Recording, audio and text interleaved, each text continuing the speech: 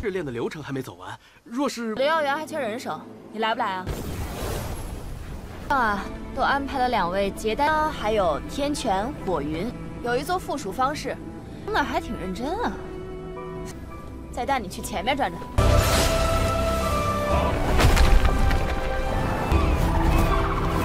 呼吸，把它当成一个。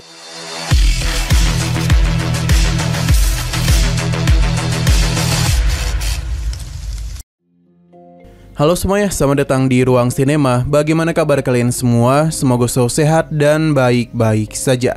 Sesuai jadwal, jadi pada hari ini kita akan kembali melanjutkan series Donghua A Record of Mortal Journey Immortality Season keempat episode terbaru. Yang mana ini adalah episode yang ke-23 atau yang ke-147. Namun sebelum kita mulai, lebih baik kita lihat lagi apa saja yang telah terjadi pada episode sebelumnya. Kemarin Hanli memberitahu kepada para gadisnya kalau mereka ini harus berpisah dulu, sebab tidak lama lagi dirinya akan melakukan kenaikan menuju ranah Nation Soul. Sebenarnya Meling tidak yang berpisah dengan mereka. Namun setelah dijelaskan oleh Hanli dan juga Jiling, pada akhirnya Meling pun paham. Selain itu Jiling juga sementara waktu akan menemani Meling. Pada akhirnya perpisahan pun telah mereka lakukan. Di sini Hanli berencana untuk mencari tempat yang aman karena bagaimanapun melakukan kenaikan bukanlah hal yang mudah dan membutuhkan banyak hal. Jadi setelah berpikir cukup lama, Hanli memutuskan untuk bergabung dengan sekte Luoyun. Karena baginya sekte ini berbeda dengan dua sekte lainnya, sebab menerima siapapun dan bahkan masih mau memberikan bantuan kepada manusia biasa. Sekarang kita akan melanjutkan episode terbarunya. Kita masih dibawa ke sekte Luoyun. Hanli tahu kalau kabut tipis di sana memiliki dampak bagi para kultivator di tahap permuniki, yang mulai berpikir kalau tes masuknya sudah dimulai. Hanli pun dapat melihat para kultivator yang sedang bersembunyi. Bagi mereka, jumlah yang datang kali ini jauh lebih sedikit, bahkan tidak ada yang memenuhi syarat. Tapi pria bernama Van mengingatkan kalau dulu ayahnya pernah membuat pengecualian dan menerima seorang murid. Dia yang awalnya tampak biasa-biasa saja justru berubah menjadi murid yang berbakat. Ia bahkan mampu naik ke tingkat 8 permuniki. Jadi Van meminta untuk tidak memandang seseorang dari sekali lihat saja. Ia bahkan sering kalah dari orang-orang yang dia anggap remeh. Selain itu, meskipun ada bibit yang hebat, pasti sudah diambil oleh dua paksi utama. Akhirnya rekannya pun paham kalau mereka tidak boleh menganggap remeh orang-orang ini, karena siapa tahu di antara mereka ada seorang jenius yang bersembunyi. Pada akhirnya mereka pun menampakkan diri juga ke hadapan para murid yang ingin masuk. Melihat reaksi mereka membuat Van dan rekannya agak kecewa. Tapi meskipun begitu mereka akan tetap melakukan penilaian. Jadi bagi murid yang memiliki akar jiwa yang bagus akan mengikuti rekannya, sedangkan bagi yang sudah pernah berlatih akan ikut bersama Van. Sedangkan yang lainnya diminta untuk tetap berada di situ. Terlihat kalau orang-orang ini sudah terbagi menjadi dua kelompok, termasuk juga Hanli. Namun di antara mereka ada orang tua yang terkenal sering datang kemari namun selalu gagal. Melihat hal tersebut mengingatkan Hanli kepada dirinya sendiri, yang juga tidak memiliki akar jiwa yang bagus. Namun dia tetap berjuang agar dapat bertahan dan juga berkembang. Di sini Hanli tertarik kepada seorang pria yang membuatnya penasaran metode kultivasi apa yang dia miliki sampai-sampai ada hawa dingin yang aneh dan menakutkan. Dia pun berpikir kalau pria ini cukup berbahaya. Sesaat kemudian Hanli bersama yang lainnya akan dibawa pergi. Namun sebelum itu, Momoshiobe datang untuk mencari tahu apakah ada yang tahu tentang alkemis. Namun sayang sekali tidak ada yang tahu di antara mereka. Sampai akhirnya Hanli pun mengangkat tangannya karena dia itu tahu mengenai beberapa alkemis. Mengetahui hal itu, Momo pun mengajak Hanli untuk ikut bersamanya karena mereka kekurangan orang untuk membantu. Momo pun bertanya mengenai siapa dirinya dan kali ini Hanli tidaklah menggunakan nama Li Feiyu melainkan namanya sendiri. Tapi Pan menahannya karena bagaimanapun ujian masuk masihlah belum selesai. Jadi dia menyarankan untuk tidak membawa Hanli. Tapi Momo tidaklah terlalu peduli dan tetap mengajak Hanli pergi bersamanya. 你们之中有没有懂？日练的流程还没走完，若是刘耀元还缺人手，你来不来啊？走。等等，牧师妹。 Sedangkan pria yang tadi Hanli curigai juga tertarik kepadanya, yang sepertinya dia tahu Hanli telah menyembunyikan kekuatannya. Waktu terus berlalu dan pada akhirnya Mumu bersama rekannya telah selesai melakukan pengobatan kepada para manusia panah. Ia agak kesal kepada juniornya karena kemampuan alkemisnya tidak kunjung meningkat. Tapi Sun menganggap terlalu banyak tekanan yang dia rasakan. Nah, pria ini pun penasaran mengapa Hanli begitu hebat dalam alkemis. Meskipun dia adalah murid baru, tapi kemampuannya sudah membuat mereka terkesan. Sebagai senior yang baik, Sun akan membantunya. Hanli yang merasa kedua orang ini cukup baik memutuskan untuk dekat dengan mereka. Selain itu, ia penasaran mengenai alasan sekte terus membantu manusia panah. Mumu menjelaskan kalau 80 tahun yang lalu, seorang tetua agung dari sekte telah menjadi manusia biasa. Ketika dia mengalami kejatuhan itu, ia pun bertemu dengan keluarga manusia yang membantunya. Jadi setelah kejadian itulah, dia mulai membuka klinik gratis selama setiap tahun. Tapi bagi Sun itu hanyalah alasan saja, karena bahan-bahan yang mereka miliki tidaklah bagus disimpan terlalu lama. Jadi sekte memilih untuk menggunakannya dan memberikannya kepada para manusia panah. Berhubung pekerjaan hari ini sudah selesai, jadi Sun ingin pergi bersama teman-temannya. Sebenarnya Mumu ingin menahannya, tapi apa boleh buat, Sun sudah pergi terlebih dahulu. Jadi hanya tinggal dia dan Hanli saja.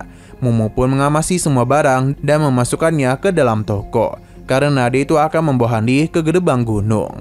Selama perjalanan itu, Hanli penasaran bagaimana cara ia memanggil pria barusan. Mumu hanya meminta dia untuk memanggil pria itu sebagai Sung Hao.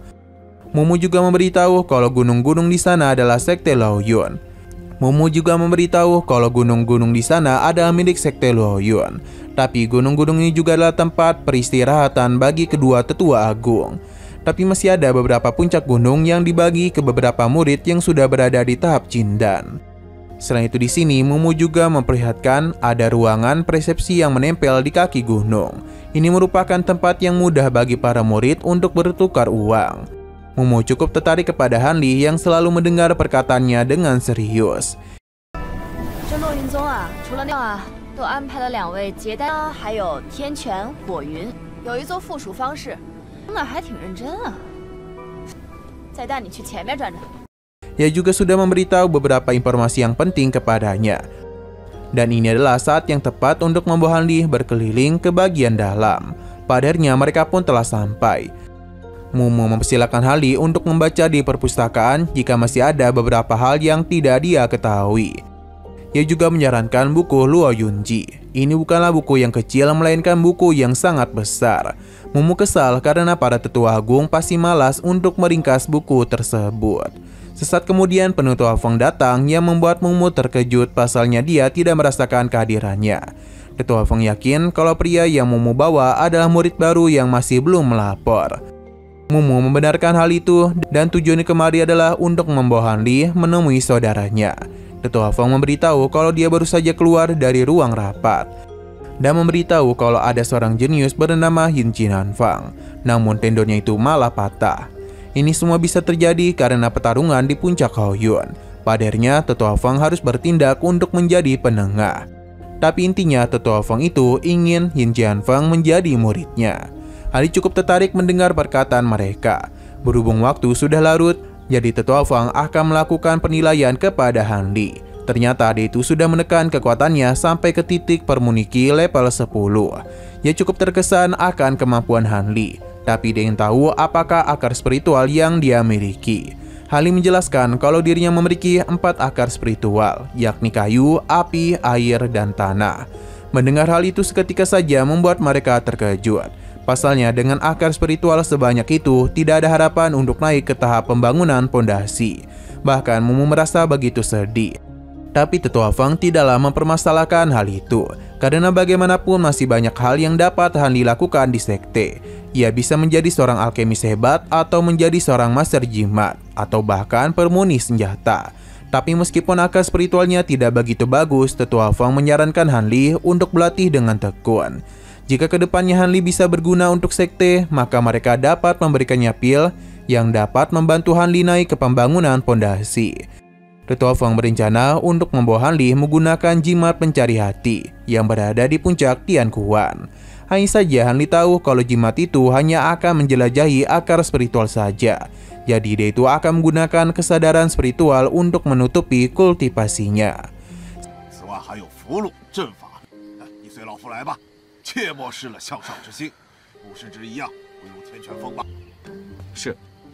Setelah dari sana, Tetua Fang ternyata ingin Mumu selalu membantu Han Li. Yang mana Mumu menanyakan apakah Han Li ingin belajar alkemis dari dirinya. Han Li mencoba untuk merendah karena dia menganggap kemampuannya tidaklah hebat. Jadi dia itu berencana untuk mengurus kebun saja daripada menyulitkan Mumu. Mendengar hal tersebut membuat Mumu senang, jadi dia pun menyerahkan kebun ini kepada Han Li. Dia hanya perlu menyerahkan sejumlah bahan obat setiap tahunnya. Selain itu, Han Li juga diberikan tanda dari kebun obat dan juga beberapa metode pengobatan herbal. Mumu berharap Han Li tidaklah membuat kesalahan apapun. Ia juga akan sering mengunjunginya untuk melakukan pemeriksaan.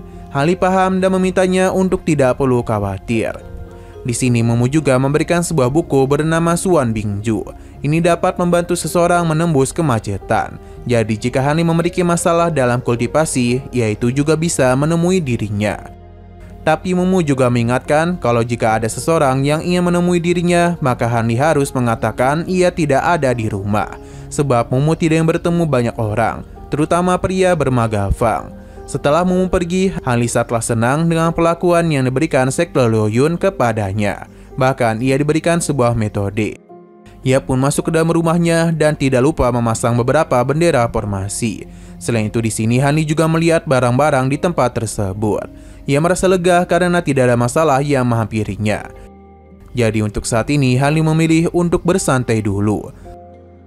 Pada keesokan paginya, kita pun diperlihatkan dengan kegiatan para murid dari Sekte Luoyun, di mana semua orang sedang berlatih dan juga belajar dari para master mereka. Saat ini masing-masing dari mereka tengah sibuk melakukan aktivitas sendiri.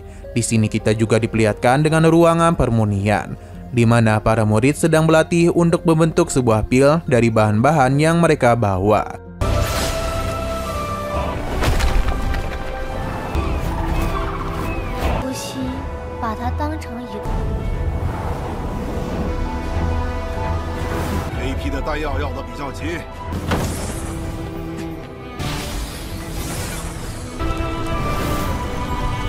Sedangkan untuk Han Li sendiri juga tengah membuat sebuah pil.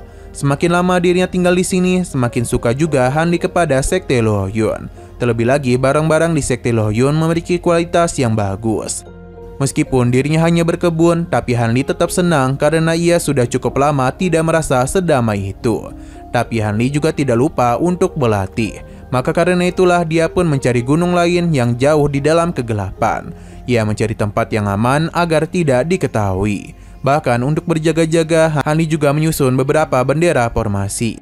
Sedangkan Xion sendiri masihlah tertidur pula sejak keluar dari dunia bawah. Sepertinya dia itu masihlah terlalu kenyang akibat memakan begitu banyak roh-roh jahat. Saat ini Han Li hanya perlu menyesuaikan guanya. Dan setelah semua itu maka dia akan mulai proses pengasingan. Tapi sebelum itu dia harus mengeluarkan roh angin yang masih tertinggal di dalam tubuhnya. Pada saat jugalah Han Li mulai melakukan proses perlawanan kepada roh angin. Pelan-lahan namun pasti perlawanan mulai diberikan dan mungkin hanya membutuhkan waktu saja agar hal itu dapat dikeluarkan.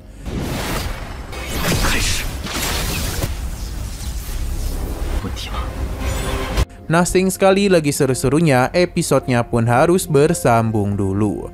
Oke, sekian dulu pada video kali ini. Untuk video selanjutnya akan segera hadir. Jadi bagi kalian yang ingin mengikuti series ini, langsung saja klik subscribe dan aktifkan loncengnya. Terima kasih yang sudah menonton video sampai habis. Jika kalian suka pada video ini, klik like dan share ke teman-teman kalian tentang channel ini. Dan ditunggu aja kelanjutannya. Oke, sampai jumpa di video selanjutnya.